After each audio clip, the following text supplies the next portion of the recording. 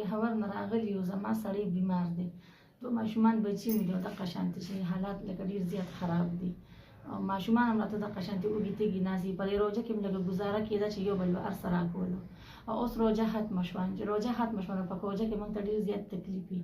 واړه هم وږي تږي ناست دي، زه هم وږي تږي ناست یم. که ګاونډیان رولېږو ښه وخورېږي نو دغه شان ناست دي.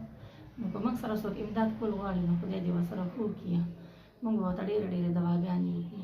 لکه څنګه امداد در سره په کوم دغه کې وکړي؟ ته څه کار قصب کولی شي؟ نو بس چې هر څه د دوی څه دغه یې که نه کو دا څه روزګار ماله شروع کول غواړي یا څه نغدې امداد ما سره وکړي نو زموږ به لکه ژوند ښه تېرېږي. ځکه چې سړی مې بیمار دی، په کټ باندې پروت دی، دغه ماشومان بچي مې دي. نو زه چې زه دوی سره څه وکړم؟ روژه وه، روژه خدای ښکلې تېره کړه، خو اوس دا روژه راله سړی بیمار دی، په کټ کې پروت دی، نو ما ته زندګي ډېره زیاته ګرانه ده. کور حال څنګه دی؟ یا ستاسې څوک دله کور درکوي خدمت؟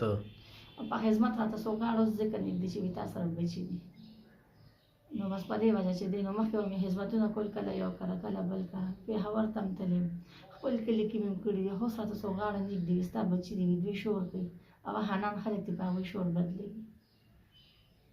نو زه یم چې ما سره څوک لاس امداد وکړي چې زما کې دا ژوند لږ ښه تېر شي. پلار یې بیمار دی، دونه زه نه شم کولی چې د هغه علاج وکړم.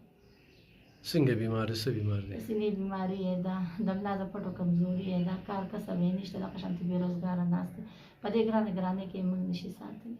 خو تاله څوک داسې د کپړو کاروبار یا څوک ټایلري مشین دلالي نو بس چل خو نه راځي، خو دغه هم چا دغه کړي نو زه هېر چل به یې زده کړم، ګینې دا ماشومه به راغله شي دا به پرې زده کړي.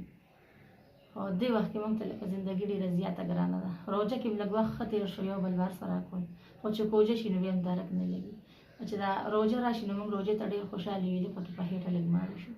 چې روژه ختمه شي نو بس بیا زموږ به مقه زوړ علاج شي. د علف خان شېربو صاحب ډېره ډېره مننه، هغه ماله دا اوړه راکړل، په دې به زما د بچو لږه ګزاره وشي او دا پیسې هم راکړې. ما سره کریم نه وه، زه چې راتلم د هغه پېښور نه ما سره کرۍ نه وه چې زه به پیدل تلم، چاته به مې سوال کړو چې ماله کرۍ راکړې.